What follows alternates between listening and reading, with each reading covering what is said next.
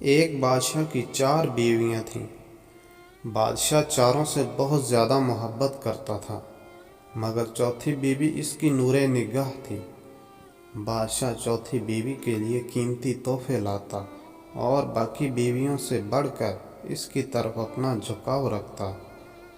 بادشاہ کی تیسری بیوی انتہائی خوبصورت تھی اور بادشاہ ہمیشہ دربار میں اس کو اپنے ساتھ تخت پر بٹھاتا تھا۔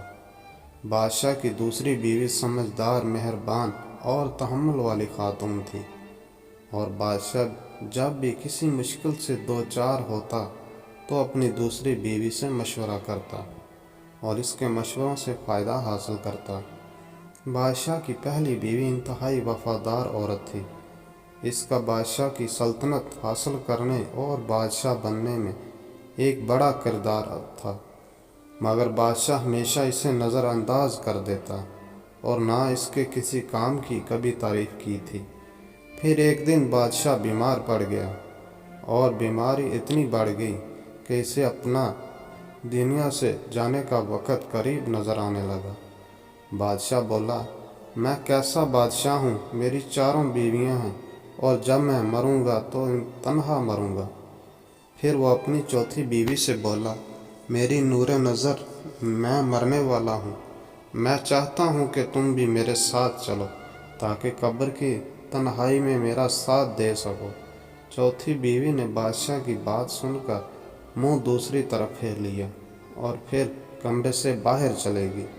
دوسری دفعہ بادشاہ نے اپنی تیسری بیوی سے یہی درخواست کی، مگر اس نے بھی ساتھ چلنے سے انکار کر دیا۔ دونوں بیویوں کی ایسی سرد مہری دیکھ کر بادشاہ کا دل ڈوبنے لگا، تو اس نے دوسری بیوی کے چلنے کی درخواست کی۔ دوسری بیوی کہنے لگی، بادشاہ سلامت، آپ خود ہی تو فرماتے ہیں کہ مرنے والوں کے ساتھ مرا نہیں جاتا، لہٰذا یہ منزل آپ کو تنہا ہی پار کرنی پڑے گی۔ تینوں بیویوں کے بعد بادشاہ کو پہلی بیوی کی آواز سنائی دی کہ میں آپ کے ساتھ چلوں گی جہاں بھی آپ جائیں گے۔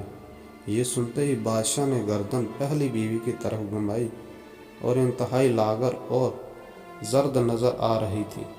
بادشاہ نے انتہائی رنجیدہ لہجے میں اس سے کہا، میری جان نظر، ہائے افسوس، کاش میں نے تمہارا خیال اس وقت رکھا ہوتا جب میرے قبضہ قدرت میں اختیار تھا۔ یہ کہہ کر بادشاہ کا سر ایک طرف گر گیا اور وہ اس دار فانی سے کوچ کر گیا۔ حقیقت یہ ہے کہ یہ کہانی ہر انسان کی زندگی کی عکاسی کرتی ہے۔ ہر انسان کی زندگی میں 4 بیویاں ہوتی ہیں۔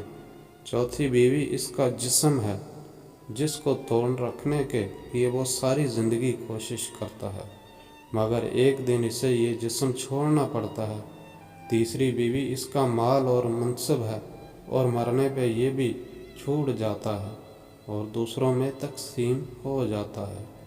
دوسری بیوی عزیز رشتہ دار اور دوست احباب ہیں جو انسان کے مرنے کے بعد قبر تک اس کا ساتھ دیتے ہیں اور پھر واپس اپنی عارضی زندگی کی طرف لوٹ جاتے ہیں۔